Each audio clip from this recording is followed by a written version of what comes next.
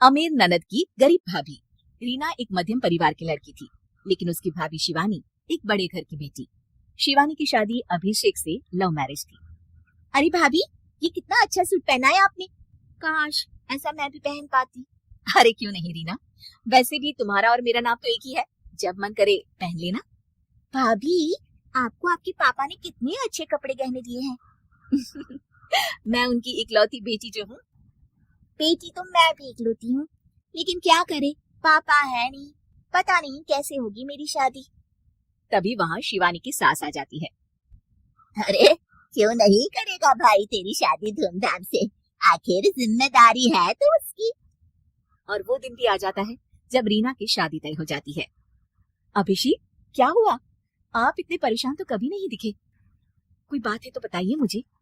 अरे शिवानी, वैसे तो शादी का सारा इंतजाम हो गया है, लेकिन गहनों का रेट तो आसमान छू रहा है। कैसे क्या करूं, कुछ समझ में ही नहीं आ रहा। थोड़ी देर में शिवानी अपने पूरे गहने अभिषेक के सामने रख देती है। ये लीजिए, गहनों का इंतजाम भी हो गया। अरे नहीं नहीं शिवानी, मैं ये गहने किसी हालत में भी नहीं ले सकता। ये तुम्हारे पिता ने तुम्हें दिया था, और तुम हो कि। तभी वहाँ सास आ जाती है। अरे तो क्या हुआ, इसकी तो हो गई ना शादी, अब किसे दिखाने हैं इसने गहने। सास गहनों का डिब्बा शिवानी के हाथ से लेकर वहाँ से चली जाती है। रीना की शादी धूमधाम से होती है और अब वो बड़े घर की बहू बन जाती है। वहीं रीना की शादी के बाद शिवानी और अभिषेक उसकी शादी के कर्जों से डूब जाते हैं। मैं सोच रही हूँ नौकरी करनी शुरू कर दूं, वैसे भी पढ़ी लिखी हूँ, आपकी थोड़ी मदद भी हो जाएगी। वैसे शिवानी, कुछ दिन कर लो तो अच्छा ही होगा, क्योंकि जरूरत भी है।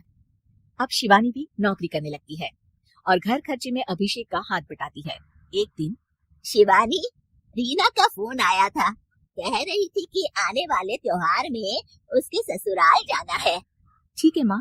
अरे ठीक तो है, लेकिन एक काम कर लेना, उसके सास ससुर से लेकर पूरे खानदान के कपड़े मिठाइयाँ सब ले आना, और हो सके तो रीना के लिए छोटे से कान में पहनने के बूंदे भी। और क्या है ना, शादी में उसे सारी बड़ी बड़ी कान की ज्वेलरी दी थी, घर में पहनने के लिए तो उसके पास कुछ भी नहीं है। शिवानी सोच में पड़ जाती है कि वो क्या करे, क्योंकि कर्जों और घर के खर्चों के बाद तो पैसे बचते ही नहीं थे।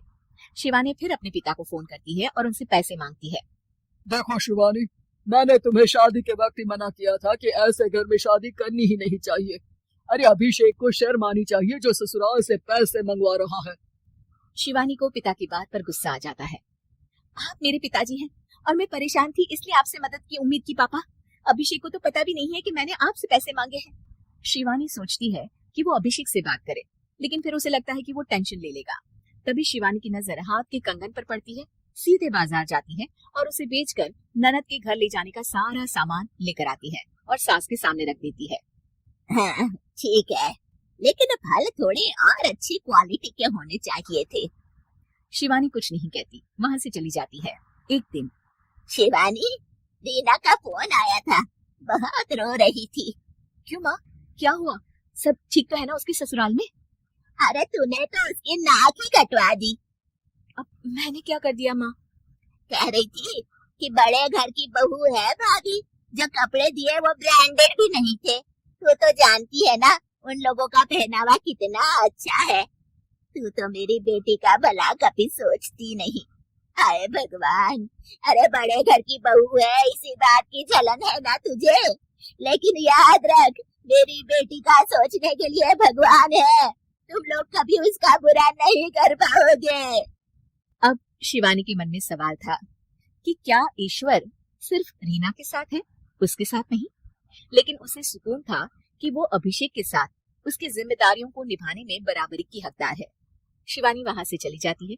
वो सास से कुछ नहीं कहती, क्योंकि अमीर घर की बहू बनकर रीना को भले ही सुकून ना हो, लेकिन गरीब घर की बहू बनकर शिवानी खुश है, क्योंकि खुशी पैसों से नहीं परिस्थितियों पर निर्भर करती है।